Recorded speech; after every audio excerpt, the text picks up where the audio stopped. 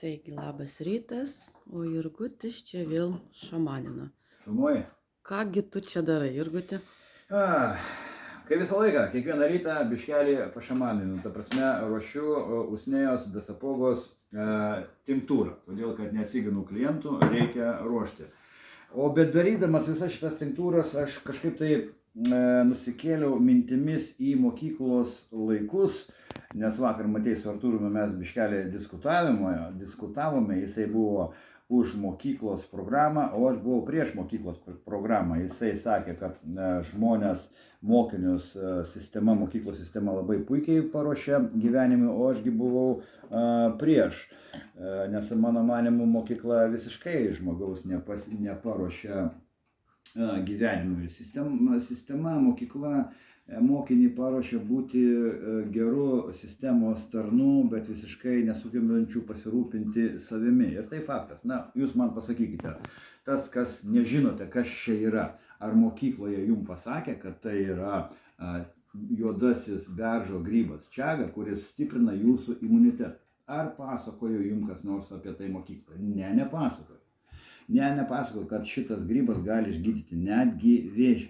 Ar ką nors jums pasakojo mokykloje kas nors apie štai šitą samaną, kuri yra taip pat usnėja dasapoga, kas yra natūralus gamtinis antibiotikas, kuris nužudys bet kokią bakteriją, kuri gyvena jūsų žarnyne. Aš turiu omeny blogąją bakteriją, ne gerąją, tą, kuri gamina toksinus, kuri išgydys bet kokią kvėpavimo ligą, pagaus netgi virusus.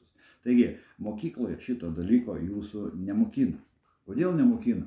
O todėl, kad jeigu jūs išmoksite gydytis patys save, jums nereikės daktarų, jums nereikės šitiek begalės vaistų, jums tiesiog užteks čiagos ir usnėjos ir to pakanka, kad jūs būtumėt 90%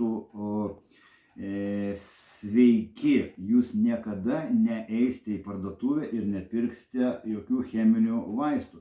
Ir čiagi vėl norėčiau panagrinėti tokią dalyką, kuo skiriasi cheminis vaistas nuo natūralaus vaisto artimoje ir tolimesnėje perspektyvoje.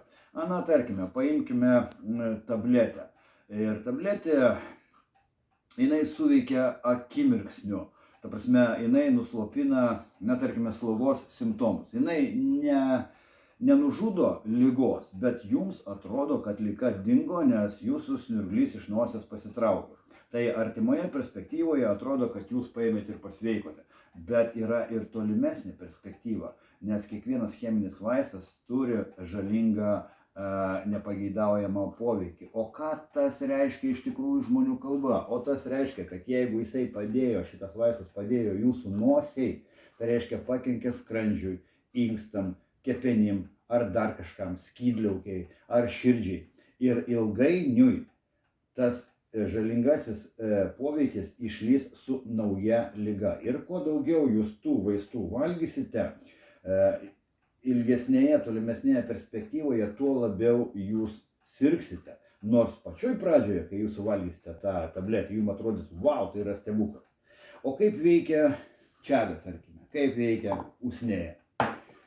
Sustokime prie čiagos. Taigi, čiaga, tai jinai gali nužudyti netgi vėžį. Jinai man išgydė žvynligę nuo pakaušio, mano visa galva buvo raudona. Bet tai neatsitiko per vieną dieną, tai atsitiko maždaug per 2 mėnesius. Taigi, artimoje perspektyvoje, kada tu pradėjai vartoti kažkurį tai dalyką, arba usnėją, arba čiagą, tai pirmą savaitę tu nepajusi visiškai jokio poveikio. Todėl, kad šitie dalykai jie dirba lėtai. Jie dirba lėtai, tačiau jie dirba užtikrintai. Ir tu poveikį pajusi galbūt po 2 mėnesių, galbūt po 3 mėnesių, o galbūt net ir po pusės metų. Bet tu jį pajusi, todėl kad palaipsniui visos ligos pradės atsitraukinėti. 100% jos pradės atsitraukinėti. Ir pats svarbiausias dalykas, kada tu naudoji šitus natūralius dalykus, jie neturi šalutinio poveikio. Ta prasme, jeigu tu gydysies plaučių ligas, tai šitie dalykai, usnėja arba čiaga, jie neišprovokuos kitų organizmų gydymą.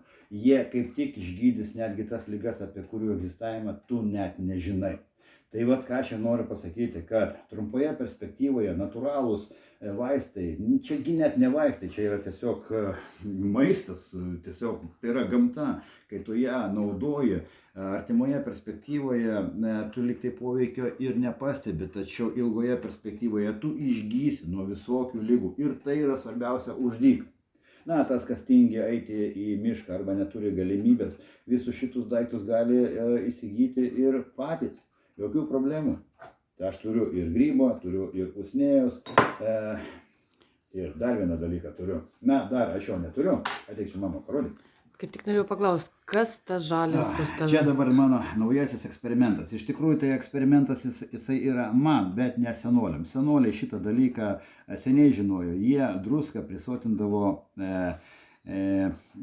vaistažolių tinktūromis. Čia šitą sudėtį eina, tai yra paprasta druska su žolelių sultimis. Ta prasme, kiekvieną kartą, kada tu tai paimsi ir pasigarzinsi, pasidruskinsi, nesvarbu ką, salotą, kiaušinienę, sumuštinį, na bet ką, kur trūksta druskytės, tu automatiškai taip pat praturtinsi savo organizmą begalę vitaminų ir visokių reikalingų mikroelementų. Taigi, nei vienoje mokykloje, nei vienoje televizijoje tau apie šitą paprastą dalyką nepapasakos. Todėl, kad jeigu tu šitą žinosi, tu nesirgsi, tu nepirksi vaistų. O aš visą šitą bandau sugrąžinti ir perteikti jums. Todėl, kad man patinka, kada žmonės šypsosi, kada yra sveiki, tada ir man yra linksmiau, nes tada mano aplinkoje gyvena šypsena ir gėris ir viskas tada būna va tai va. Taigi tuo aš ir užsiimu šį rytą ir tada noriu jums pasakyti, kad jeigu jūs norite būti sveiki, nesirgti, atsisakykite cheminių vaistų, eikite į mišką, rinkite čiagą, rinkite usnėją, gerkite kas rytą, tai nieko nekainuoja.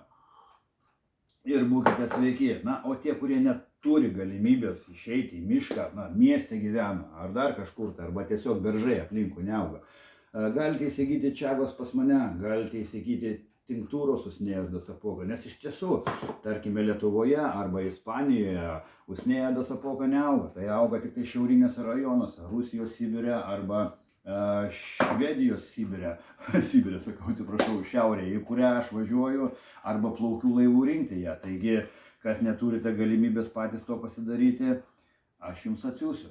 Atsiųsiu visko, ko jums reikia. Galima ir arbatos jau paruoštos, galima ir usnėjos, kurią jūs galite padaryti patys, o galite ir gatavo produkto. Žodžiu, man jau liežuvis nusibodo šnekėti, nuskaudo, Aistė čia mane kažkaip tai pagavo netikėtai. Žodžiu, baigiu šitos darbus, kam reikia skambinat, rašote, o mes baigiame ir važiuojam prie laivo, nes paskui mes darysime reportažus jau iš didžiojo laivo ir pakviesiu jūs plaukti kartu ir rinktis čiagos. Eik dirbti, Jurgutė. Einu dirbti. Iki. Čiau, iki.